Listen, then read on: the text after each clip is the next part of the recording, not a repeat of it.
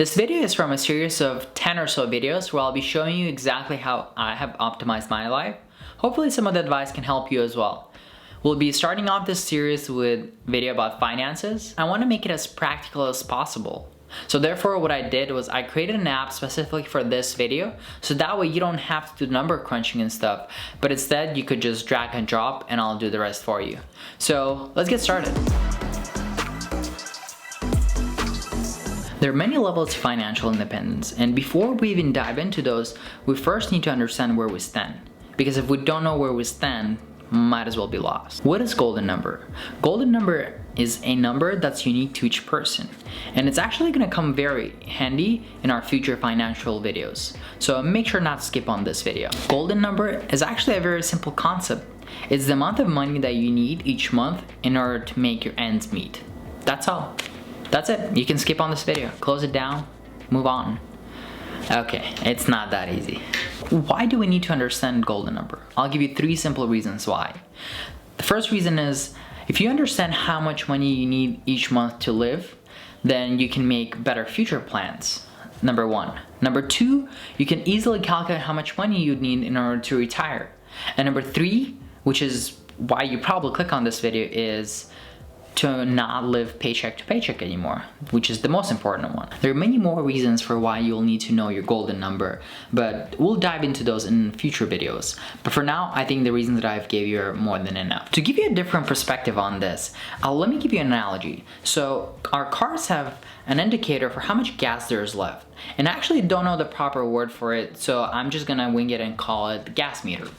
I don't know. I think that sounds like a right word for it, right? It tells you how much gas you have left. Now imagine a world where cars don't have an indicator for how much gas there's left. Imagine you have to get in the car each single time and try to remember when was the last time that you put gas in your car. And that takes a mental toll every single time. And every time you're driving, you have to keep that in mind. Instead now, somebody created for us a simple way to be able to tell, hey, is there enough gas for me to get somewhere? Sure, it's 200 miles left. So that's much easier. Now think about your life the same way as a gas meter. Imagine when you don't know how much money you need for each month, that takes a toll on your brain, because you have to, each single time when you're purchasing something, try to understand whether you have enough money to purchase that item or you don't. So that's not good. Before we dive into the app, there's 2 important things that we need to keep in mind. Number 1 is control. We need to have control of our money. And number 2, flow. Know where exactly our money goes. Before I made the app for this video, I actually always used to do everything by hand, and let me show you exactly what I'm talking about. Before I made the app, this is what I actually used to do. Here, I would write the category names, so it would be savings, personal business, transportation, housing, food, entertainment, personal care, clothing, and so on. For some people, there might be more, for some people, might be less. And then here I would write the total. So during that time, I believe I was in college, and I used to have a part-time job, and I was making $2,000, and that was 100% of my income. And then here it would specify the percentage. I'm not sure how up-to-date this is. Some of them might be actually rounded down or up. And then here's how much I would allocate for each category. So the problem with this method is, whenever, let's say I come in and I would change my income, let's say the next month I get a raise and now my income is $2,500, so I'm changing it, what ends up happening is that nothing really has reflected. The percentage is the same now. So that's kind of what the problem is with this method, that whenever you update something, you have to go and recalculate all the numbers, and you have to recalculate all these numbers, and if there's any time there's some sort of a change, you have to go and do the math again, which is not really cool. Also, there's times that I wanted to sort this, and I wanted to sort this by percentage, so from the highest to lowest, and there's other things that I constantly wanted to do, but I couldn't really do it. And there came a point where I just got really annoyed with doing this, so that's when I actually started working on the app. Now that you got a sense of how I used to do it in the old app, now I'm going to show you how it's in the new app that I created for this video. So let's actually dive into it without further ado. So as you can see, this is the new app. you can look at this URL. So if you just go to logmarks.com, I'll put it in the description. This is the home page. You're gonna go ahead and sign up. I already have an account, so I'm going to just sign in. Okay, so when you're first gonna start, your screen is gonna look something like this, and there's 3 different sections on this app. There's budget, expense tracker, and investments. Those 2 sections are not ready yet, but the budget is ready, so you can go ahead and try it.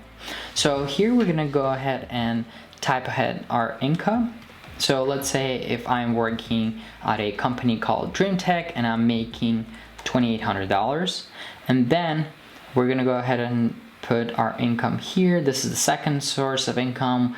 I have a yard sale and it brings me monthly roughly $250.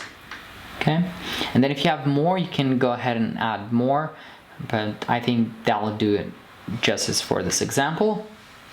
Here you can come and see the percentage of the income out of the total income. So $350 is 11% of your total income.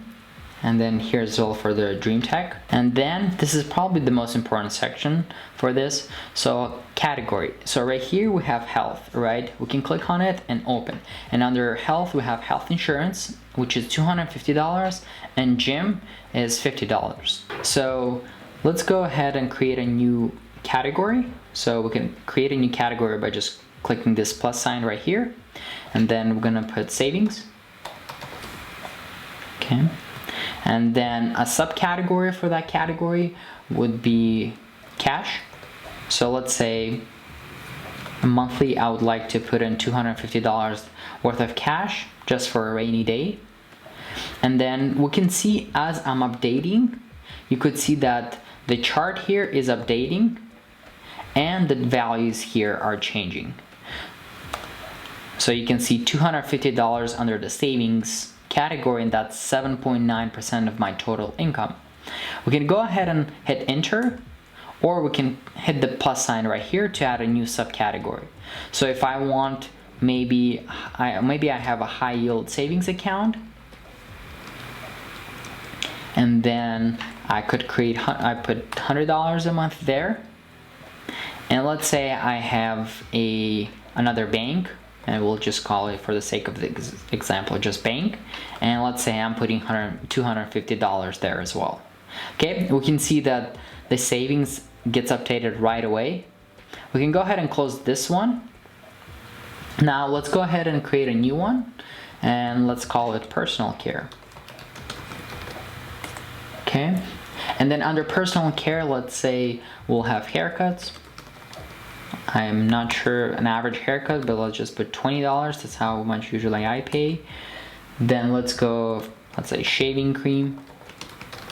You know, and it's up to you how detailed do you want to go. Do you want to go and write every single item that you have that you purchase, or do you want to go and kind of group things together? It's up to you, as long as you do something that works for you. Okay, and then let's put shampoo. I'm not sure if that's how you spell shampoo, but shampoo, I mean, sounds like that, so I think should be okay. Okay, so let's say shampoo costs $8. Okay, so that's that. Let's go into under category. All right, we can close that, and you could always sort them. So let's say if you want to sort them by their name, you can click right here. By dollars, you can click right here, or percent, and then you could also drag and drop if you want some of them in a particular order. And we can see that all of this time our charts are actually updating. So this can give you a very good indicator of how much money you're spending in a particular category. Now that you have seen a short glimpse of the app and what it does, let me explain to you why it's very important to have that app. There's actually 2 important lessons to pay attention to here. Number 1 is control, and number 2 is flow. Understanding those 2 will actually help you a lot. Number 1, control. Control is actually very important, because whenever you develop a system such as Logmarks, what ends up happening is that you create a voice inside your head that keeps reminding you not to overspend your money, so that way you'll actually meet your goals. And number 2, flow. Whenever you're spending a lot of money, sometimes it feels like you have all this money, but then it's going everywhere and you don't know exactly where that money is getting trapped. So by creating categories for yourself and knowing exactly what spending goes to which category, it will help you develop a system to cope with what area are you overspending a lot. So let's imagine you went to like Mark's, everything went smoothly, you liked the website, you liked everything, and everything worked just the way you imagined it would work. What's next? So I'm sad to tell you, but most likely you're not going to be able to follow that. So what ends up happening is that we create a perfect budget, but that's not the reflection of reality. So what we need to do over time, slowly try to shape our budget in a direction that we want to. Imagine this. You're going to Mount Everest, and you climb halfway and you realize that you just don't have enough energy to climb it all the way. So what do you end up doing? As you take a nap, you take some breaks, you rest, and you try to go again. Again, you take it, you go a little bit higher, and then again, you take a nap, same routine, and doing that several times will eventually get you to the top, okay? So think about it the same way as you're budgeting. You're not gonna land from the first try all the way. Instead, think of it as it's small movement towards the top, and it will never practically be perfect, but instead it'll help you shape your budget. So that's number one. Number two, it will help you make better decisions. And what do I mean by that? So let's imagine you're in a store and you're allocating $100 a month for clothing. Just an example. And you see shoes that cost $150, right? If you had to make a decision in that current moment, you're most likely to spend $150, because what you would do is you would look at the total amount that you have in your checking account currently. Let's assume that is $3,000, and you're looking at $150 shoes, and you're thinking that, well, $150 is not a lot of money. I have $3,000, so I'm able to afford it. But that's not the way to think about it, because $3,000 is not only for clothing. $3,000 is actually for clothing, for food, gas, electricity, and so on. So whenever you have to make a decision on the moment, your mind is actually not capable of thinking all the things through. But instead, if you have a budget, what you can do is whenever you're at a store, you can glance at your app and look at it. Okay, how much money total am I able to spend on shoes? So that way I have enough money for rent, and also I have enough money for food, and so on. So that way I don't have to cut my money from other places. That way it'll help you make better decisions over the long term. And if you didn't take anything out of this video, just remember two things. Number one, golden number. It's actually a very important number to know. And number two, do the thinking once. Actually, I'll have a separate complete video about a concept called do the thinking once. And what that really means, to summarize this in a paragraph, is a concept where whenever there's something really important in your life, you don't want to keep thinking about that thing all the time, but instead you want to think about it thoroughly in a certain period of time, make the decision, and then try to just follow that. Because if you try to constantly think about something, it takes your mental energy and it's eating up the creative process that you could be running. So what exactly am I trying to say with this is, you don't want to spend time thinking every single time whether you should buy something or you shouldn't buy something, how much money should you spend on your food, on your groceries. But instead, one time you should sit down, write it all out, or just go to like Mark's, whichever way actually works better for you, and try to understand how much money you're trying to allocate for each category. And then just next time, if it's not working for you, just switch it up a little bit. Instead of trying to come up every single time with all the spendings and all the categories, instead you've already done the work, but you can just go on the app and glance. So those are two important things. Do the thinking once and know your golden number. And that's it. Thank you for sticking until the end of the video. If you liked the video, go ahead and leave a like. If you happen to check out the app, leave any comments and suggestions that you have. Thank you.